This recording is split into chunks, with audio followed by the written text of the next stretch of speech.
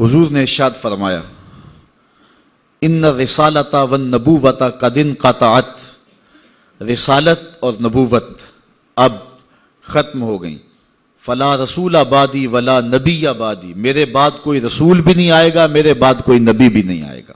بہت سارے لوگ مختلف زمانوں کے اندر نبوت کے دعوے کرتے رہے اور اپنے انجام بد کو پہنچتے رہے، اور سب سے بڑا فتنہ جو پیدا ہوا وہ قادیان کا دجال مرزا قادیانی۔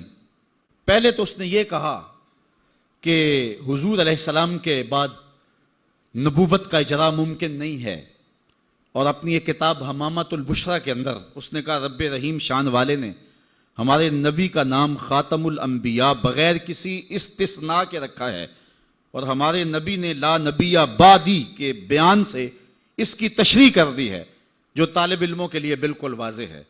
یہ اس نے اپنی کتاب حمامۃ البشریٰ کے اندر لکھا۔ اس وقت تک اس کا پروگرام نہیں تھا کہ میں نے نبوت کا دعویٰ کرنا ہے۔ بعد میں آپ کی سیالکوٹ کی کچہری میں ہی وہ ملازم تھا، اور میں اگر تاریخ کے ابواب کھولوں تو بات لمبی ہو جائے گی۔ کچھ لوگوں کا انٹرویو ہوا، وہ کامیاب ٹھہرا، اور پھر اس نے پہلے راستہ ہموار کرنا شروع کیا، اور پھر ایک دن اس نے کہہ دیا کہ بعثنی اللہ علی راس المئۃ لأجدد الدین، اللہ نے مجھے صدی کے سر پہ مبعوث کیا ہے کہ میں دین کی تجدید کروں، مجدد بن بیٹھا۔ پھر کچھ وقت گزرا، اس نے کہا وَأَنَا الْمَسِيحُ الْمَوْعُودُ وَالْمَهْدِيُّ الْمَوْعُودُ، میں مسیح موعود ہوں اور مہدی موعود ہوں۔ یہ حقیقت الوحی کے اندر اس نے لکھا، روحانی خزائن کے اندر موجود ہے۔ پھر ایک دن بدبخت نے کہا کہ منم مسیح زماں و منم کلیم خدا، منم محمد و احمد کے مجتبی باشد، استغفر اللہ لعنت اللہ علی الکاذبین۔ اس نے کہا میں ہی مسیح زماں ہوں، میں ہی کلیم خدا ہوں، اور معاذ اللہ استغفر اللہ میں ہی محمد ہوں، میں ہی احمد ہوں کہ جو مجتبی تھے۔ اور پھر بدبخت آگے بڑھا اور اس نے انبیاء کی توہین کی، ذات باری کی توحید کی، اور کہا بایعنی ربی، میرے رب نے میری بیعت کی ہے، معاذ اللہ استغفر اللہ۔ یہ روحانی خزائن کے صفحہ نمبر 227 پہ اس نے لکھا، اور پھر کہنے لگا میرے رب نے مجھے وحی کی ہے انت منی بمنزلت اولادی، آپ میرے لیے میری اولاد کی جگہ ہیں، استغفر اللہ علی ذالک۔ پھر اس نے کہا ابن مریم کے ذکر کو چھوڑو، اس سے بہتر غلام احمد ہے، استغفر اللہ۔ پھر اس نے لفظ گھڑنے شروع کر دیے اور اللہ کی وحی اس کو قرار دینا شروع کر دیا۔ میرے پاس اتنا وقت نہیں ہے کہ اس کے حفوات اور اس کی بکواسات کو آپ کے سامنے رکھوں، لیکن جو اس نے وحی کے نام سے لوگوں تک پہنچایا وہ گالیاں تھیں، وہ لغویات تھے، وہ الوہیت کی توہین پر مشتمل باتیں تھیں، انبیاء کی توہین تھی، صحابہ اور اہل بیت کی توہین تھی، اور تضادات پر مشتمل باتیں تھیں۔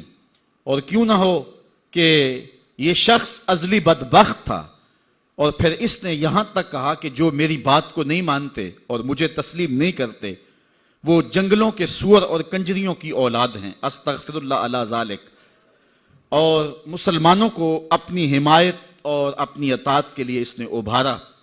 جو زر پرست لوگ تھے وہ اس کے پیچھے لگ گئے، چونکہ جن کے مفادات اور مرزا قادیانی کے مفادات سانجے تھے تو انہوں نے اس کے پیچھے لگنا ہی تھا، چونکہ مرزا قادیانی جو ہے یہ انگریز کا لگایا ہوا پودا ہے۔ مختلف ویب سائٹس پر اسلام کے نام پر مرزائی آج بھی سرگرم عمل ہیں۔ اللہ تعالیٰ جل شانہ نے ہمارے علماء کو یہ توفیق نصیب فرمائی کہ وہ پوری قوت کے ساتھ ان کے مقابلے کے اندر نکلے۔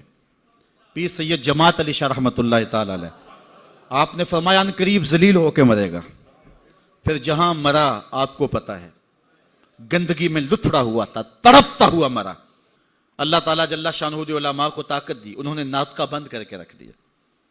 پھر جب پاکستان بنا تو سب سے زیادہ جن لوگوں نے مخالفت کی پاکستان کی وہ مرزائی تھے۔ پاکستان کے حق میں انہوں نے ووٹ نہیں دیا۔ آج بھی جو ربوے میں دفن ہوتے ہیں وہ امانتاً دفن ہوتے ہیں، ان کا عقیدہ ہے کہ پاکستان ٹوٹ جائے گا اور ہمیں اٹھا کر کے جو ہے وہ قادیان میں دفن کیا جائے گا، یہ وصیت کر کے وہاں دفن ہوتے ہیں۔ جب بھٹو کا دور آیا 74 کے اندر نشتر کالج کے کچھ طلبہ مری جا رہے تھے، ربوے سے گزرے تو مرزائی غنڈوں نے ان کو جو ہے وہ سب و شتم کیا اور غوب و زود کیا، ان کو مارا زخمی کر دیا۔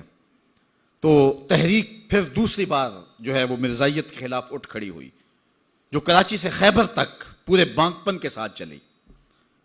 اللہ تعالیٰ رحمت نازل کرے علامہ نورانی کی قبر پہ۔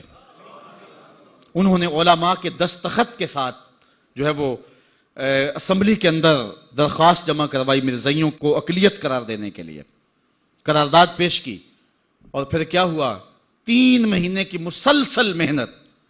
علامہ سارا دن اسمبلی کی کارروائی میں رہتے اور راتوں کو دور دراز علاقوں کا سفر کرتے اور جلسے کرتے اور ختم نبوت پر جو ہے وہ لوگوں کو ابھارتے، اور پھر مرزائیوں کو بھی بلایا گیا، صفائی کا موقع دیا گیا۔ پھر ایک وقت آ گیا کہ حکومت مجبور ہو گئی۔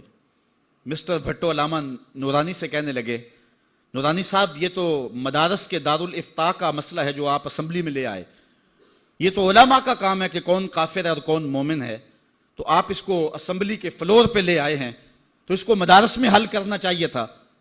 تو حضرت علامہ نورانی نے جو جواب دیا وہ بڑا خوبصورت تھا۔ فرمانے لگے، بھٹو صاحب مجھے ایک بات بتا دیں، آپ منتخب وزیر اعظم ہیں، اگر آپ کے مقابلے میں کوئی کرسی بچھا کے بیٹھ جائے تو آپ اس کے بارے میں کیا رائے رکھتے ہیں؟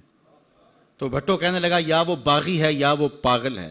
تو کہا، بھٹو صاحب وزارت کی کرسی چھوٹی ہے، ختم نبوت کی کرسی بڑی ہے، اب جو کہتا ہے میں نبی ہوں ماننا پڑے گا، یا پاگل ہے یا باغی ہے۔ پھر وہ وقت آیا، 7 ستمبر کی شام تھی کہ اسمبلی کے فلور پر جدھر دیکھتے تھے نعرہ رسالت اور نعرہ توحید اور ختم نبوت زندہ باد کے نعرے ہی گونج رہے تھے۔